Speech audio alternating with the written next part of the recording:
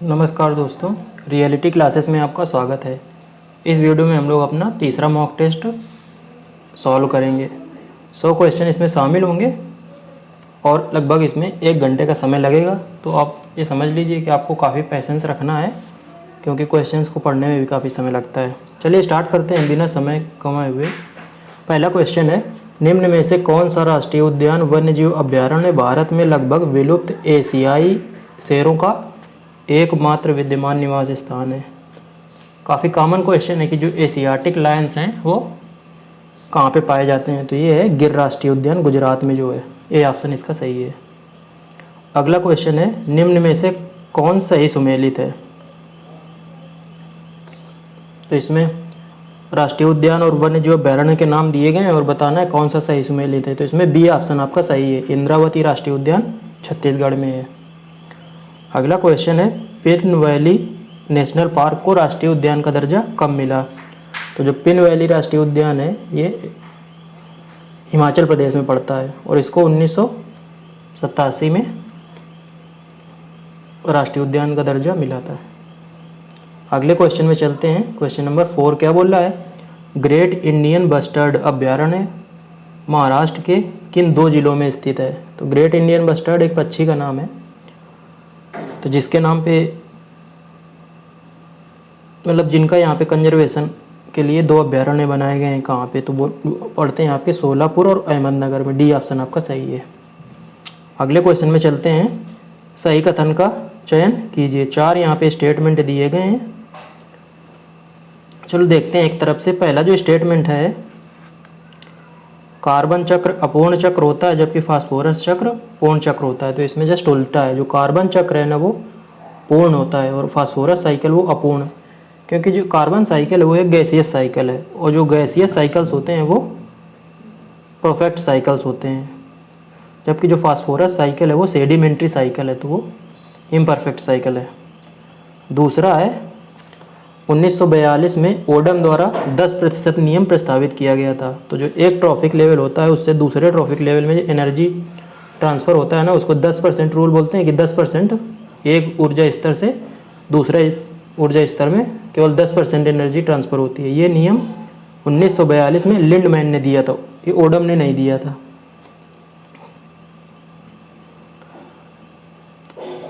तीसरा है, चारण खाद्य श्रृंखला अकार्बनिक पोषक तत्वों को चक्रण पोल में मुक्त करने में मदद करती है। तो ये अकार्बनिक पोषक तत्व नहीं, इसमें कार्बनिक पोषक तत्व मुक्त होते हैं। तो इसमें मेनली पहली बात तो ये जो ग्रेजिंग फूड चेन है ना, इसमें ये स्टार्ट होती है घासों से, ग्रासेस से, इसीलिए इसको चारण खाद्य श्रृंखला बोला गया है। तो यहाँ पे अकार्बनिक नहीं कार्बनिक पोषक तत्व होंगे। तो डी ऑप्शन जो है ना वो आपका सही है, जिसमें लिखा है कि क्रमकीय समुदाय एक संक्रमण समुदाय है जो अनुक्रमण के दौरान एक क्षेत्र में विकसित होता है। जो इकोलॉजिकल सक्सेशन है ना उसके अंतर्गत ये आता है कि एक जो कम्युनिटी होती है उसके और दूसरी कम्युनिटी के विकसित होने के बीच में की जो स्टेज होती है ना, उस वहाँ पे एक क्रमिकी समुदाय ट्रांजिशन स्टेज की होता है एक कम्युनिटी। अगला क्वेश्चन है क्वेश्चन नंबर 6 क्या बोल रहा है? निम्न में से कौन सा जीव मंडल के संगठन के विभिन्न स्तरों के बारे में सही अनुक्रम है? तो इसमें छोटे से बढ़ते हुए क्रम में साइज के हिसाब से आपको बताना है। तो सबसे पहले आते हैं इसमें जीव, फिर जनसंख्या, उसके बाद ये इकोलॉजिकल मतलब इकोसिस्टम बनाते हैं, उसके बाद बायोस्फीयर। डी ऑप्शन आपका सही है। अगला क्वेश्चन है, पारिस्थितिक अनुक्रमण के दौरान, इकोलॉजिकल सक्सेशन को हिंदी में बोलते हैं पारिस्थितिक अनुक्रमण। तो इसके दौरान क्या बोलता है कि जानवरों के प्रकार और संख्या स्थिर रहती है। पहला तो गलत है। एक नए जैविक समुदाय की स्थापना अपने प्राथमिक चरण में तेज होती है। प्राथमिक चरण में तेज नहीं होती है, धीमी होती है।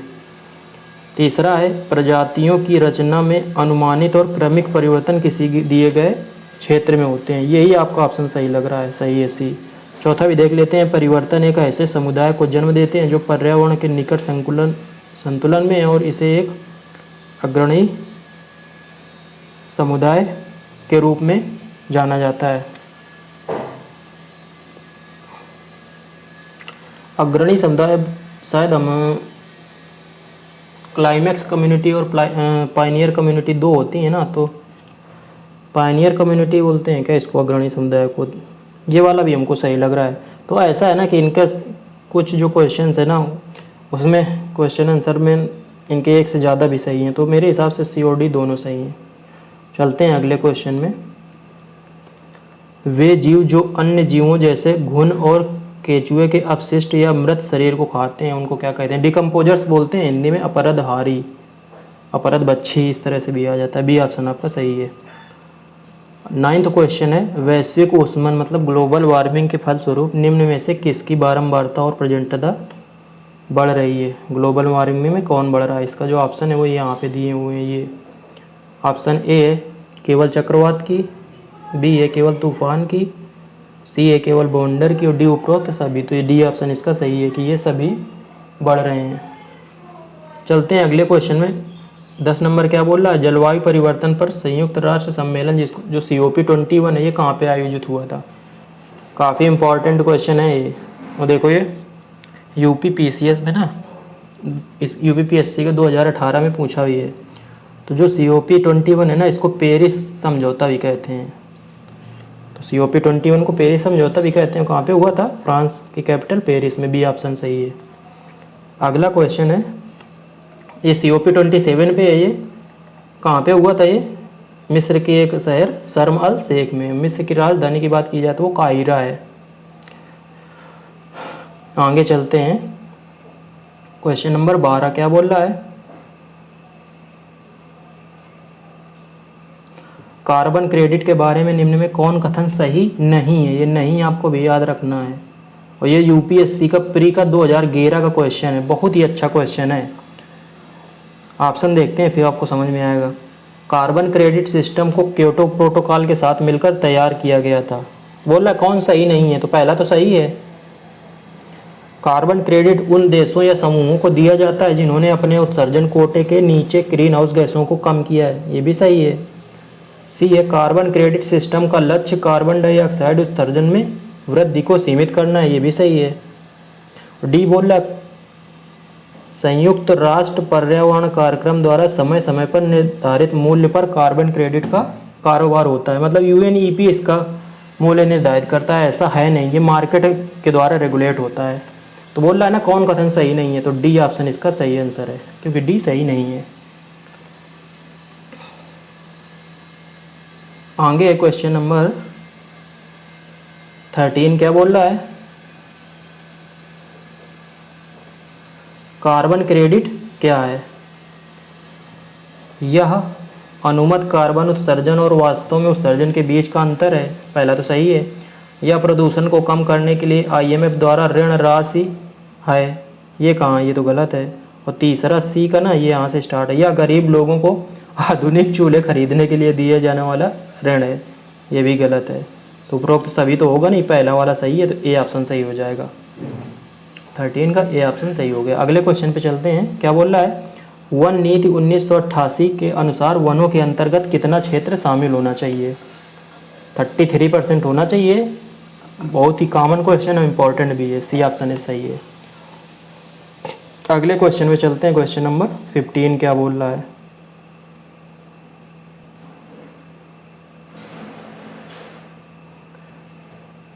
कौन सा अधिनियम वनों से संबंधित कानून वन उपज के पारगमन और लकड़ी और अन्य वन उपज पर लगाए जा सकने वाले शुल्क को समेकित करने का प्रयास करता है? कौन सा वन अधिनियम?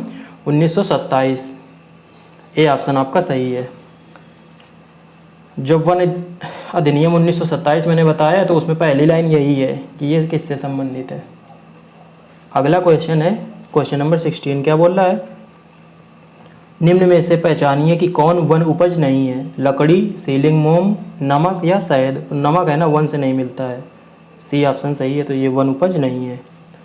अगला क्वेश्चन है 17। निम्न में से कौन सा क्षेत्र सीमित सुरक्षा के अधीन है?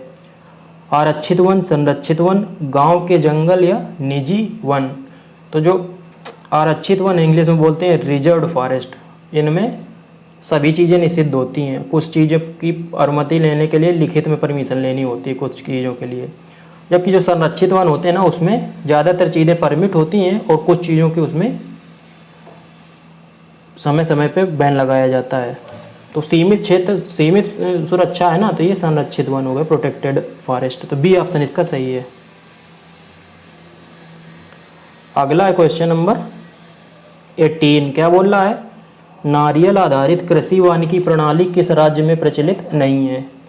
इस तरह के क्वेश्चन आ सकते हैं और यहाँ पे कॉमन सेंस से आपको इसका आंसर देना है।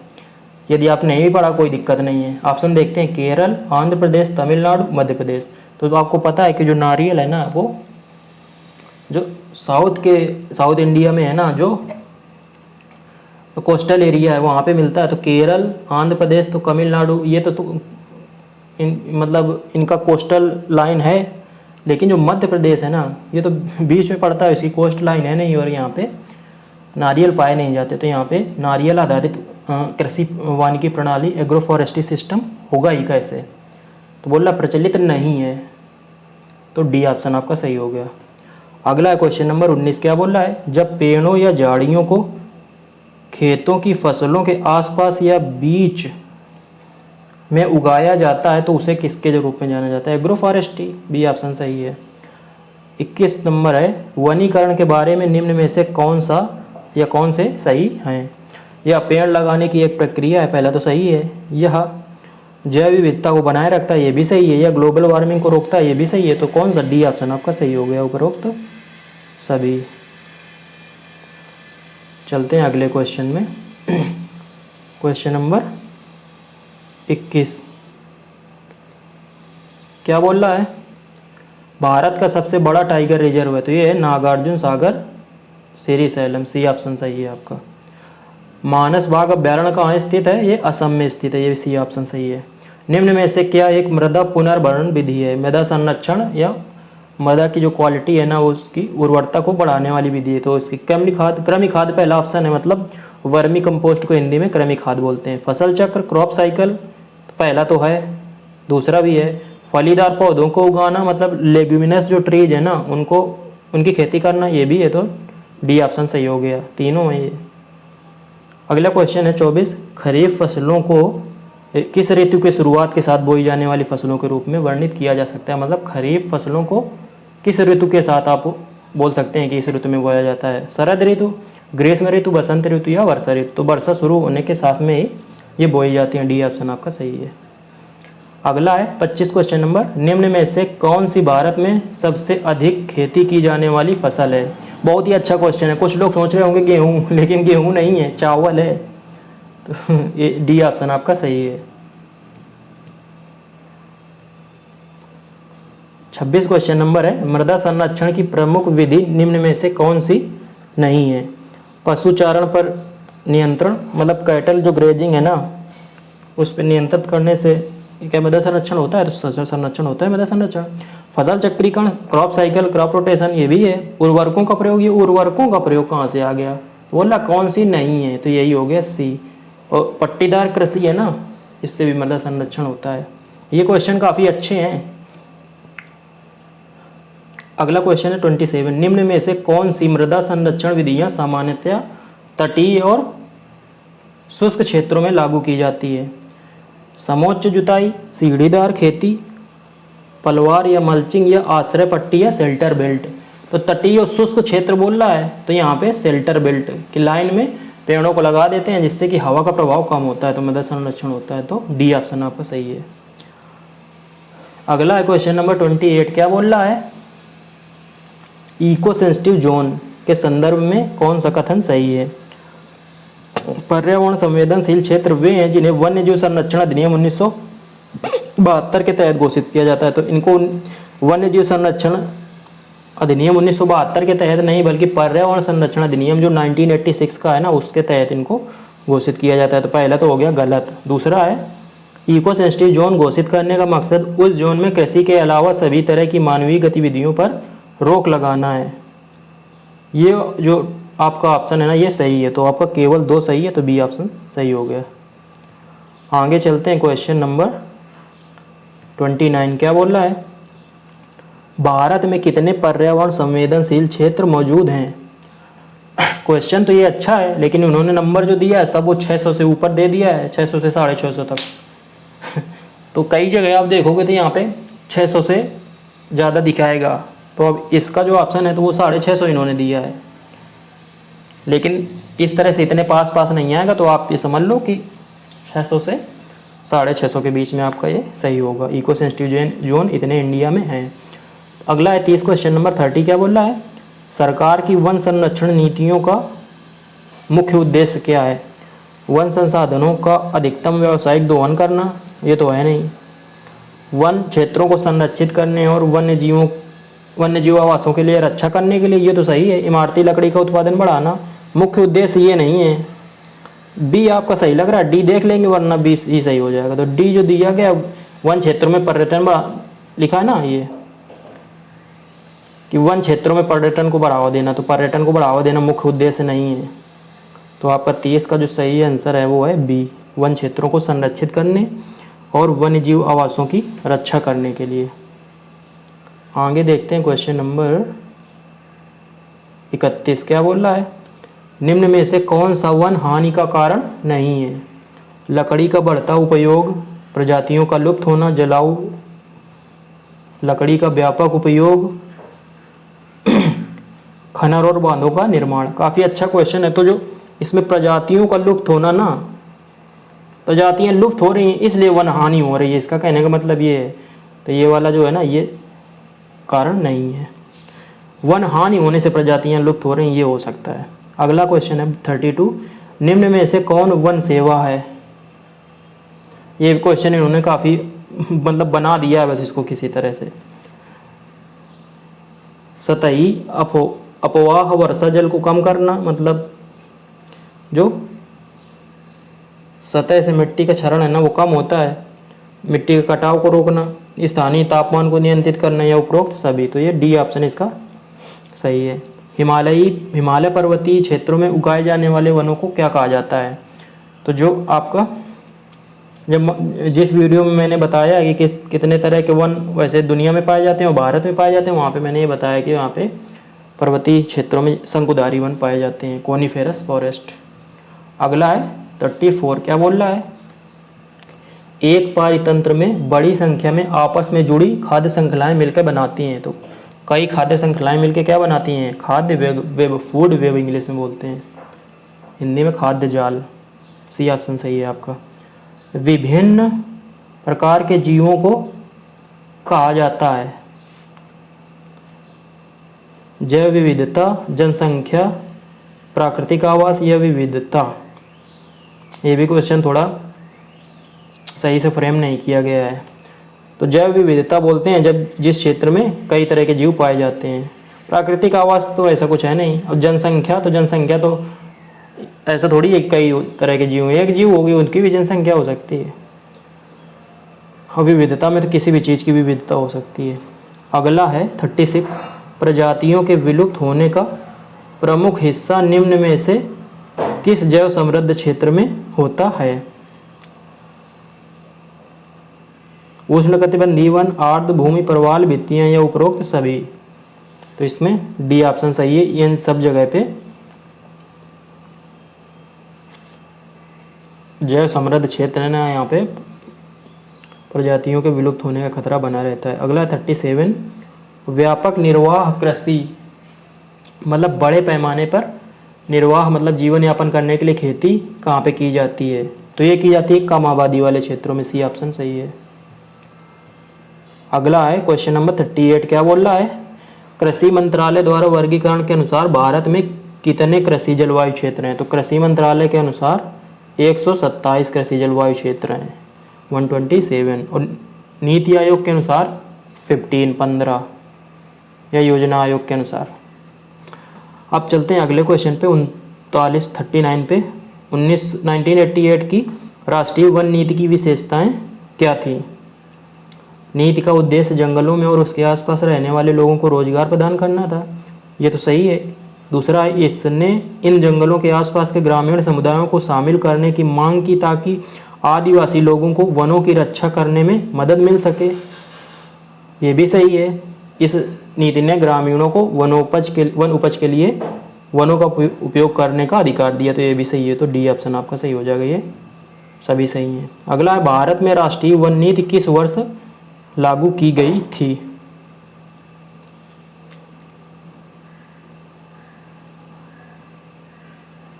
तो जो राष्ट्रीय वन नीति है ना 1988 में आई थी, तीसरी वाली। तो इनको ये बोलना चाहिए कि तीसरी वर्तमान जो राष्ट्रीय वन नीति है वो किस वर्ष लागू की गई थी? तो 1988 में। अगला है क्वेश्चन नंबर 41, क्या बोल रहा है? वन्य जीव संरक्षण अधिनियम किस वर्ष आया था? 1972 में आया था, सी ऑप्शन है सही। 42, वन अधिनियम 1927 के अंतर्गत संरक्षित वन घोषणा कौन करता है? राज्य सरकार करती है, ऑप्शन सही है। कई लोगों को लग रहा होगा केंद्र सरकार, लेकिन कुछ केस में केंद्र सरकार कर सकती है, लेकिन इसमें मेनली जो है ना वो राज्य सरकार ने घोषणा करती है। अगला है क्वेश्चन नंबर 43, ये यहाँ पे IFA मतलब इंडियन फॉरेस्ट एक्ट 1927 भारतीय वन अधिनियम की बात हो रही है, द्वारा धाराओं के तहत आरक्षित वन की घोषणा संभव है। तो मतलब जो ये भारतीय वन अधिनियम है 1927 का, आरक्षित वन कहाँ पे दिए गए? तो धारा 3 से 27 में, बी ऑप्शन आपका सही है। 28 में दिए गए हैं आपके ग्राम्य वन या विलेज फॉरेस्ट, और 29 से 34 में दिए गए हैं संरक्षित वन, प्रोटेक्टेड फॉरेस्ट। अगला क्वेश्चन नंबर 44, क्या बोल रहा है? आरक्षित वन में इनमें से कौन सी गतिविधियां प्रतिबंधित हैं? चराई, शिकार, या दोनों, या कोई नहीं? तो ये दोनों प्रतिबंधित हैं। जो रिजर्व फॉरेस्ट है ना उसमें सब तरह की एक्टिविटीज है ना वो बैन रहती हैं, प्रोहिबिटेड है। 45 में क्या बोल रहा है? आरक्षित वन में इनमें से कौन सी गतिविधियां प्रतिबंधित नहीं हैं? चराई, शिकार, वैज्ञानिक अनुसंधान, इनमें से कोई नहीं। तो जो सी ऑप्शन है ना इसकी अनुमति मिल जाती है आरक्षित वन में भी, लेकिन उसके लिए रिटर्न में परमिशन लेनी पड़ती है। अगला है NCCF का क्या उद्देश्य है? भारत के वन प्रबंधन व्यवस्था में सुधार करने के लिए, भारत के वन्य जीवन में सुधार करने के लिए।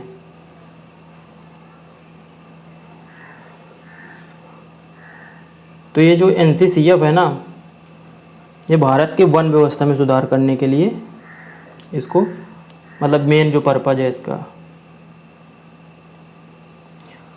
अब इसका मुझे फुल फॉर्म नहीं आ रहा। NCCF नेशनल, एन का मतलब एक का मतलब कंजर्वेशन, आप सर्च कर सकते हो गूगल में मिल जाएगा। अगला है 47 क्वेश्चन है, वन प्रमाणन कितने प्रकार के होते हैं? तो वन प्रमाणन है ना अब इसमें काफ़ी डाउट है। अब इन्होंने 3 बताए हैं, लेकिन मेरे हिसाब से आप 2 ही टिक करो। एक होता है फॉरेस्ट मैनेजमेंट और दूसरा होता है चेन ऑफ कस्टडी सर्टिफिकेशन। तो 2 आप है ना जो 2 नंबर इसी को आप सही मानो मेरे हिसाब से। अगला क्वेश्चन नंबर 48, क्या बोल रहा है? वन प्रमाणीकरण के लाभ कौन कौन से हैं? प्रतिबंधित रासायनिक कीटनाशकों का कोई उपयोग नहीं। दूसरा, स्थानीय लोगों के लिए सामाजिक समानता और आजीविका के अवसर सुनिश्चित करना। तीसरा, ब्रांड की पहचान। और डी, उपरोक्त सभी। तो ये डी ऑप्शन सही है कि ये सभी चीज़ें हैं ना वन प्रमाणीकरण मतलब फॉरेस्ट सर्टिफिकेशन का ये बेनिफिट्स हैं। अगला, वृक्षारोपण की प्रमुख समस्याएं क्या हैं? अब इसमें जो ऑप्शन लिखे हैं तो अजीब, मिट्टी का पानी खत्म करो, ऐसे थोड़ी है। इसमें इन्होंने ना सही तरीके से स्टेटमेंट लिखे नहीं है। में वृक्षारोपण की प्रमुख समस्याएं क्या हैं? सतह अपवाह को कम करें, बढ़ी हुई पानी की खपत, या उपरोक्त सभी। तो ये ना इसको आप स्किप कर दो, मिट्टी का पानी खत्म करो, पता नहीं इसका क्या मतलब है। 50 क्वेश्चन नंबर जो है ना इन्होंने वैसे डी मारा है इसको 49 का डी। अगला क्वेश्चन है 50, वृक्षारोपण के लिए कौन सी जलवायु सर्वोत्तम है? तो ये उष्णकटिबंधीय सबसे अच्छी है, ए ऑप्शन आपका सही है। अगला क्वेश्चन है 51, भारत में प्रमुख रोपण फसलें क्या हैं? रोपण फसलें वो होती हैं जिनका एक ही फसल का बड़े पैमाने पे जो बोई जाती है। तो ये जो चाय, कॉफ़ी, रबड़ है ना ये सभी रोपण फसलें हैं। तो डी ऑप्शन आपका सही है। प्लांटेशन क्रॉप्स शायद इंग्लिश में बोलते हैं। जो 52 क्वेश्चन नंबर है 52, क्या बोल रहा है, वृक्षारोपण भी एक प्रकार का है। तो जो वृक्षारोपण है ना, ये व्यावसायिक खेती में आप इसको रख सकते हैं, डी ऑप्शन सही है। 53 है, चाय एक प्रकार की रोपण फसल है जो कहाँ पे उगाई जाती है, पहाड़ी क्षेत्रों में उगाई जाती है चाय, बी ऑप्शन आपका सही है। अगला है 54, वन आवरण को बढ़ाने के लिए व्यापक रूप से वृक्षारोपण को जाना जाता है, तो इसको वनीकरण मतलब अफॉरेस्टेशन बोलते हैं, ए ऑप्शन सही है। वनों की कटाई ये कुछ है नहीं, वन रोपण मतलब काट के कहीं पे लगाना, ये भी नहीं है। और सामाजिक वानिकी सोशल फॉरेस्ट्री है ना, ये भी नहीं है।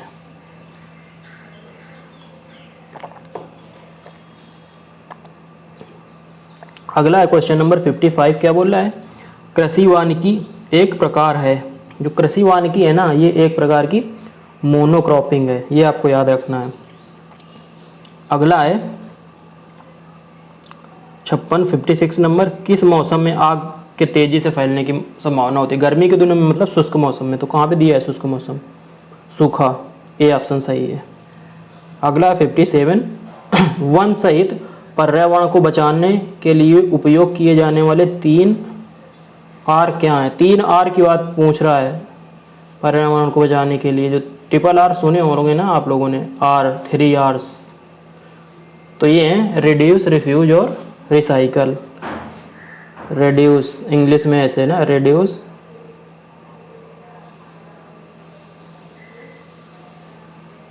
रीयूज, रिसाइकल, ये ऑप्शन आपका सही है।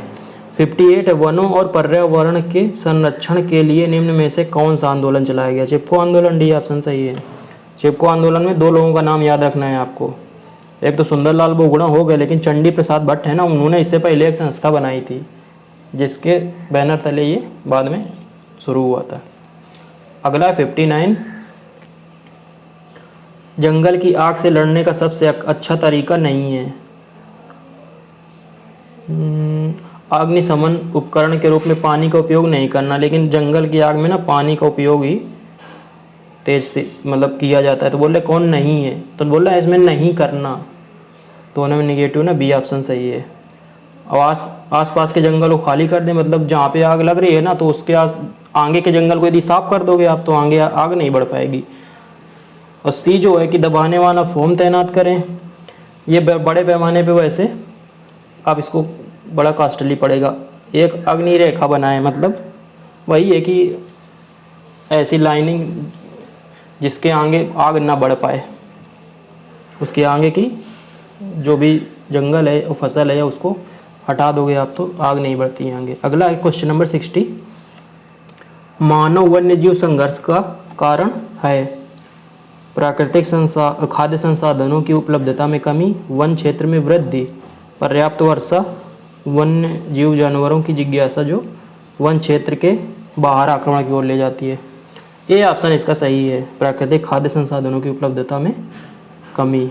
अगला है 61, बोला इसमें कि परिणाम नहीं है मानव वन्य जीव संघर्ष का, मानव संपत्ति को नुकसान, वन क्षेत्र में वृद्धि, वन क्षेत्र में वृद्धि थोड़ी इसका परिणाम है, तो बोल रहा है बी ऑप्शन। कौन नहीं है, तो ये बी नहीं है, वन क्षेत्र में वृद्धि होगी तो क्या बढ़ेंगे, मतलब ह्यूमन वाइल्ड लाइफ कॉन्फ्लिक्ट। इस पे अभी दो क्वेश्चन और दिए गए हैं। 62 BC पे है, मानव वन्य जीव संघर्ष को कम करने का एक तरीका है सभी जानवरों को मार डालना, ये थोड़ी है, ये तो गलत है, लिखा इसमें मार डाला, बी है सभी जंगली जानवरों को प्राकृतिक वनों से चिड़ियाघर में स्थानांतरित कर लो, चिड़ियाघर में कर सकते हैं। स्टॉप लाइट का प्रयोग, यही सब सही है, सी ऑप्शन। ये स्टॉप लाइट है ना, इसका प्रयोग करने से जो जंगली जानवर है ना, वो जो मानव आबादी ना उससे दूर रहते हैं। जानवरों को मार डालो जब वो जंगलों के बाहर आक्रमण करते हैं, ये सब बेकार है, सी ऑप्शन आपका सही है। 63 क्वेश्चन है, मानव वन्य जीव संघर्ष में वृद्धि संसाधनों की कमी के कारण है, जैसे स्थान, आश्रय, भोजन, तो ये सभी, तो डी ऑप्शन आपका सही है। 64 है, वन कर्मियों के कर्तव्य क्या हैं, सरकारी नियमों के अनुपालन को सुनिश्चित करने के लिए अनुबंध, अनुपालन और वानिकी गतिविधियों के परिणाम की निगरानी करें, ये सही है। वन भूमि और वन संसाधनों के प्रबंधन के लिए लघु और दीर्घकालिक योजनाएं स्थापित करना, दोनों सही है, तो सी ऑप्शन आपका सही हो गया। अगला है, वन आपदाओं को रोकने में सबसे बड़ी चुनौती क्या है, स्थानीय समुदायों में जागरूकता की कमी, ये बिल्कुल सही है। आपदा रोकथाम उपायों के लिए धन की कमी, ये भी सही है। अपर्याप्त बुनियादी ढांचा और प्रौद्योगिकी, ये भी सही है। तो आपका डी ऑप्शन सही हो गया, उपरोक्त तो सभी। अगला 66, वन्य जीव संरक्षण अधिनियम की किस अनुसूची में वर्मीन प्रजातियों को सूचीबद्ध किया गया है? VIRM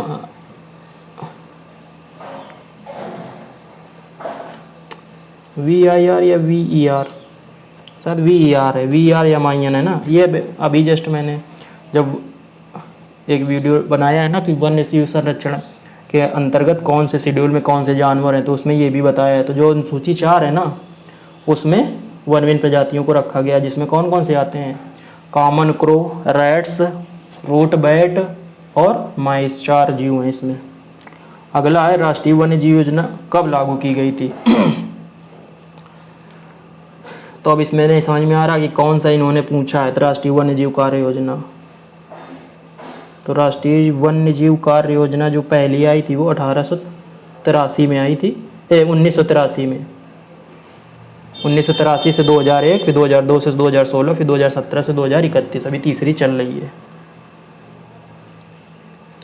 चलते हैं अगला क्वेश्चन नंबर 68। क्या बोल रहा है? भारत में आर्थिक रूप से सबसे महत्वपूर्ण वन कौन सा है? उष्णकटिबंधीय पर्णपाती वन, उष्णकटिबंधीय वन। तो ये ऑप्शन आपका सही है। जो उष्णकटिबंधीय पर्णपाती वन है ना, ये भारत के सबसे बड़े क्षेत्र में पाए जाते हैं और भारत के लिए सबसे महत्वपूर्ण है। अगला 69, भारतीय सकल घरेलू उत्पाद में वनों का योगदान क्या है? काफ़ी अच्छा क्वेश्चन है। ये 2% के आसपास आप मान सकते हो, लेकिन जो FAO की साइट है ना, उसमें 2002 के आसपास का डेटा दिया है, उसमें ये 1.7% दिया गया है। तो यदि इस तरह का ऑप्शन है तो आप 1.7 इसमें टिक कर सकते हो, ये ऑप्शन। 70 क्वेश्चन नंबर है, भारत में कौन से उद्योग वन पर आधारित हैं? कागज उद्योग, कागज निर्माण उद्योग, ये दोनों है ना, तो सी ऑप्शन आपका सही हो जाएगा। अगला है क्वेश्चन नंबर 71, वन आधारित उद्योग हैं वे इकाइयाँ विनिर्माण के लिए कृषि उत्पादों का प्रयोग करती हैं। तो ये वन उद्योग कहाँ से हो जाएंगे? वे इकाइयाँ जो उत्पादन के लिए खनिजों का उपयोग करती हैं, ये भी नहीं है। वे इकाइयाँ जो विनिर्माण के लिए वन कच्चे माल का प्रयोग करती हैं, मतलब कच्चा माल जिनका लिए वन से आता है। सी ऑप्शन आपका सही है। अगला क्वेश्चन नंबर 72 क्या बोल रहा है? थोड़ा नीचे ले आते हैं। कौन सा वन अधिनियम वन क्षेत्रों में स्थायी कृषि वानिकी के अभ्यास की अनुमति देता है? तो ये वन संरक्षण अधिनियम जो 1980 का है ना, ये अनुमति देता है, इसको आपको याद रखना है। 73 क्वेश्चन नंबर है, जनजातीय भूमि और चरागाहों का अस्तित्व स्वामित्व किसके पास है? तो ये जनजाति सामूहिक रूप से इनके पास है।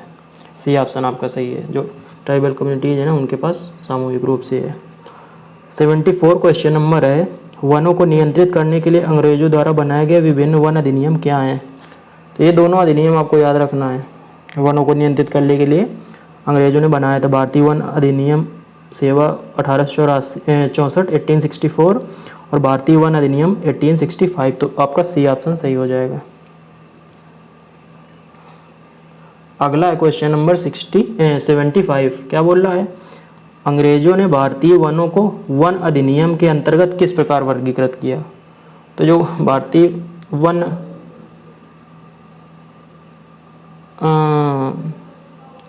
भारतीय वन नीति इंडियन फॉरेस्ट पॉलिसी 1927 की है ना, उसमें तीनों तरह में डिवाइड किया गया है। तो आपका जो सही आंसर है ना, वो डी हो जाएगा। 76 क्वेश्चन नंबर है, निम्न में से कौन से वन के लाभ हैं? पृथ्वी के पारिस्थितिक संतुलन को बनाए रखते हैं, तो ये तो है। वन्य जीवन के लिए आवास प्राप्त करते हैं, ये भी है। अधिक वर्षा का कारण बनता है। तो इसमें मुझे ए और बी सही लग रहे हैं। अब अधिक वर्षा या सामान्य वर्षा, ऐसा कुछ इनको बोलना चाहिए, वर्षा को मात्रा को रेगुलेट करते हैं। तो ये मुझे क्वेश्चन सही नहीं लग रहा है, लेकिन ए और बी है ना, वो मुझे सही लग रहे हैं कि दोनों लाभ हैं। अगला क्वेश्चन नंबर 77, वन बनाए रखने में मदद करता है जल चक्र, खनिज चक्र। तो खनिज चक्र का कुछ नहीं लेना देना, वाटर साइकिल में वनों का योगदान है। तो ए ऑप्शन आपका सही है। 78, वन पर्यावरण को कौन प्रभावित करता है? ग्रीन हाउस गैसें या भूमि प्रदूषण? तो ये दोनों प्रभावित करते हैं, तो आपका सी ऑप्शन सही है। 79 है, किस वन को विश्व का हृदय कहा जाता है? विश्व का हृदय नहीं, विश्व का फेफड़ा बोलते हैं, लंग्स ऑफ द वर्ल्ड। तो ये बोलते हैं अमेजन वन को। ए ऑप्शन आपका सही है। सुंदरवन तीसरा कौन सा है? दोनों और इनमें से कोई नहीं। तो अमेजन रेन फॉरेस्ट जो मेनली ब्राज़ील और अर्जेंटीना इस एरिया में, मतलब लैटिन अमेरिका कंट्रीज है ना, साउथ अमेरिका में, वहाँ पे पाए जाते हैं।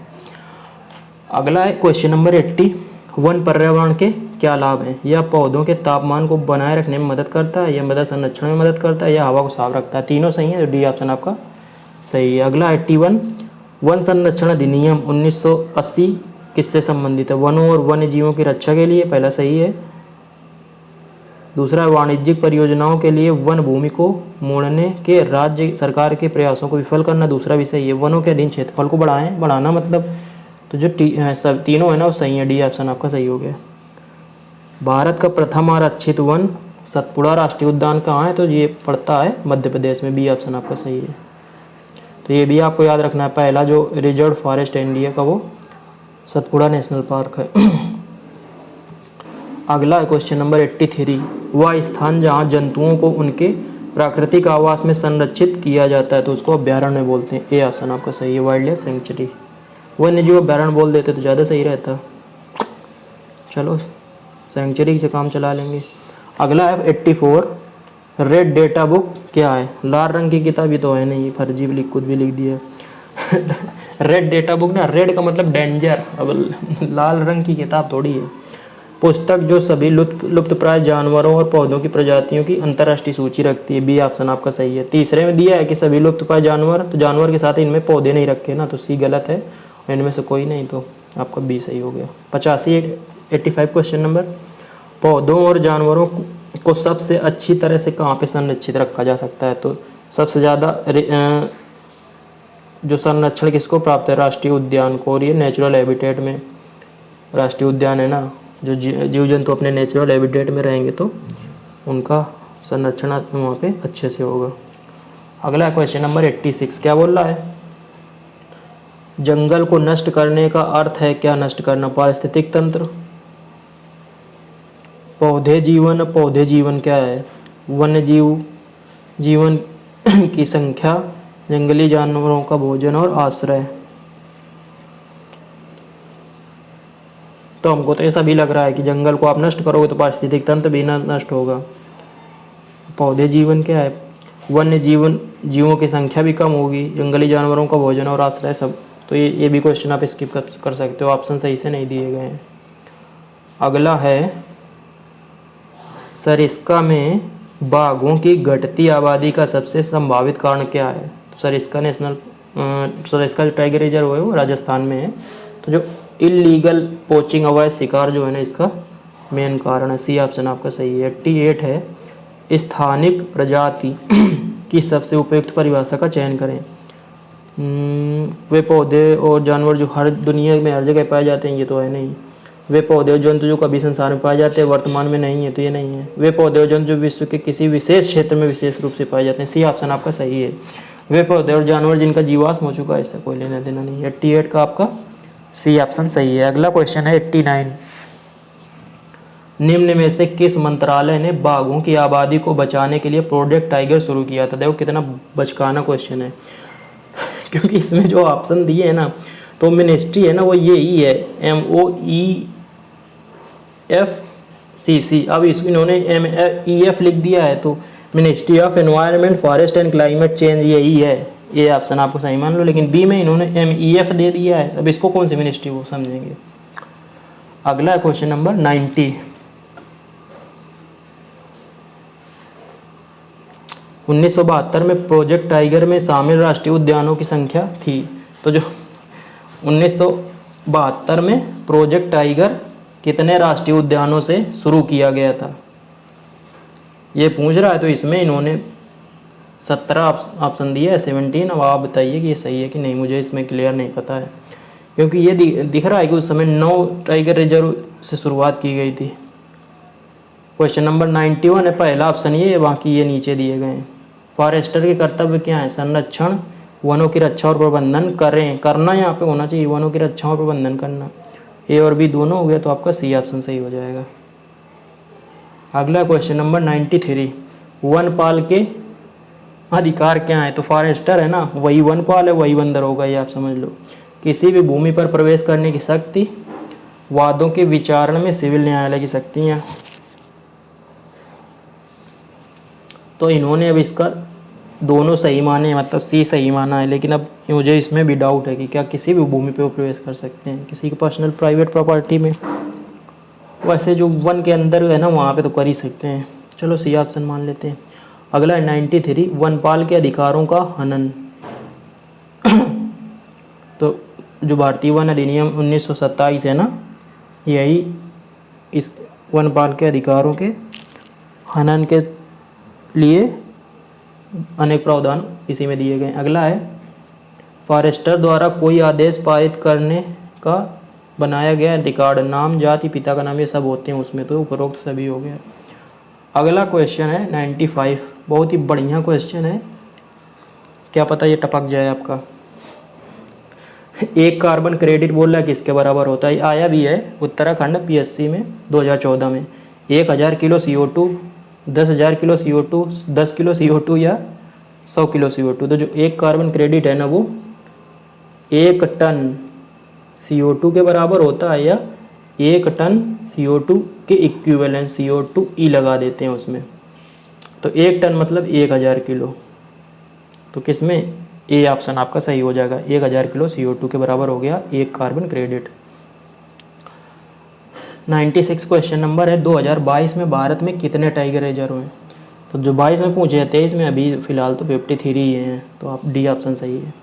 अगला क्वेश्चन नंबर 97, कौन सा अभ्यास जल संरक्षण में मदद करेगा। पपड़ी का गठन, संरचना का टूटना, घुसपैठ में इजाफा, उपयुक्त सभी। इसका इन्होंने डी ऑप्शन दिया, लेकिन मुझे कुछ इसमें मतलब ही नहीं समझ में आ रहा है, इनका मतलब क्या है घुसपैठ में इजाफा। चलो आगे देखते हैं 98, सबसे अच्छा वानिकी प्रबंधन कौन सा है। तो जो सबसे अच्छा का फॉरेस्ट सर्टिफिकेशन है वो FSC का होता है, फॉरेस्ट स्टालवार्डशिप काउंसिल, जो ये फॉरेस्ट सर्टिफिकेशन देता है ना, वो इस समय ज़्यादा चल रहा है। लास्ट में 2 क्वेश्चन बचे। 99 क्या बोल रहा है, उचित पारिस्थितिक संतुलन बनाए रखने के लिए मौजूदा जंगलों को साफ किया जाए और नए लगाए जाएं। ये तो गलत है। यदि किसी पेड़ को अन्य उपयोग के लिए काटा जाना चाहिए तो कुछ तेज़ी से बढ़ने वाले पौधों को लगाना जाना चाहिए। तो लेकिन तेज़ी से बढ़ने वाले पौधे ना, वहाँ पे लोकल जो दूसरे आसपास पौधे होंगे ना, उनको भी नुकसान पहुँचाएंगे। पेड़ों को जब भी आवश्यक हो काटा जाना चाहिए, क्योंकि भूमिगत भाग उपयोगी है, गलत है। काटे जाने वाले पेड़ों के स्थान पर पेड़ लगाना चाहिए। डी ऑप्शन आपका सही है। 100 क्वेश्चन नंबर है, मनुष्य जीव मंडल में खाली जगह है, उसके बाद लिखा है द्वारा पारिस्थितिक संतुलन बनाए रख सकता है। मतलब मनुष्य जीव मंडल में पारिस्थितिक संतुलन कैसे बनाए रख सकता है। वनों की कटाई से, ये तो गलत। खेतों में खेती किए गए पौधों और पालतू जानवरों की नई नस्लों का विकास करके, कीटनाशकों और लिखा है कीटनाशक और कीटनाशकों का प्रयोग करके देख रहे हो 2 बार कीटनाशक, ये गलत।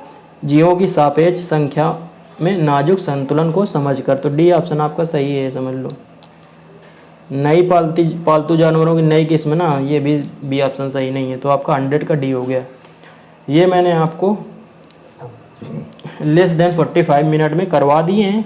मेरी कोशिश है कि आपको कम समय में ज़्यादा से ज़्यादा क्वेश्चन करवा दिए जाएं। तो आपका तीसरा मॉक टेस्ट हो गया है। जो एडुगोरिल्ला पब्लिकेशन की बुक है उसमें 10 दिए गए, 3 हो गए, 7 मैं आपको आगे 7 दिन में करवा दूंगा। उम्मीद है वीडियो आपको अच्छा लगा होगा। मिलते हैं अगले वीडियो में, तब तक के लिए नमस्कार, धन्यवाद।